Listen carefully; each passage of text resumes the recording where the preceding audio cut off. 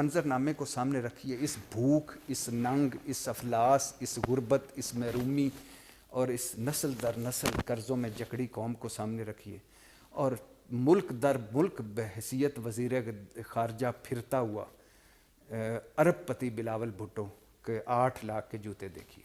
وہ خرید سکتا ہے جوتے، کوئی شک نہیں، اور اللہ نے اس کو بہت دیا ہوا ہے۔ اس کی واحد کوالیفیکیشن ہے کہ وہ بے نظیر بھٹو کا بیٹا ہے، صرف ایک اس کی کوالیفیکیشن ہے، باقی کہیں اس نے ایک دن نوکری نہیں کی، اور جو اثاثے ڈکلیئر کیے ہیں وہ اربوں میں ہیں۔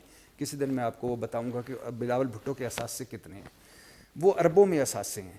اور جو ایک بنی بنائی پارٹی بھی ملی ہوئی ہے اور اس کا چیئرمین بھی بنا ہے، اسی پارٹی کے سر پہ وہ وزیر خارجہ بن رہا ہے، اور کوئی ملک کسی ملک کا دورہ چھوڑ ہی نہیں رہا، کیونکہ سی وی اپروو کرنا ہے، سی وی کو اپنے کو بہتر کرنا ہے اور اگلی مرتبہ وزیر اعظم بننا ہے۔ اور آخری بات، 1970 میں ذوالفقار علی بھٹو نے کہا تھا روٹی کپڑا اور مکان، اور 2022 میں بلاول بھٹو بھی وہی نعرہ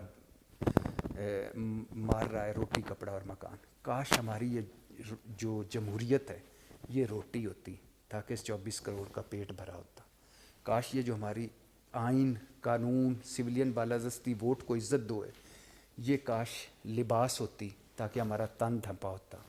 کاش یہ صاف پانی ہوتی، جمہوریت کا دوسرا نام صاف پانی ہوتا، ہم بیمار نہ ہوتے، ہمارے بچے نہ مرتے۔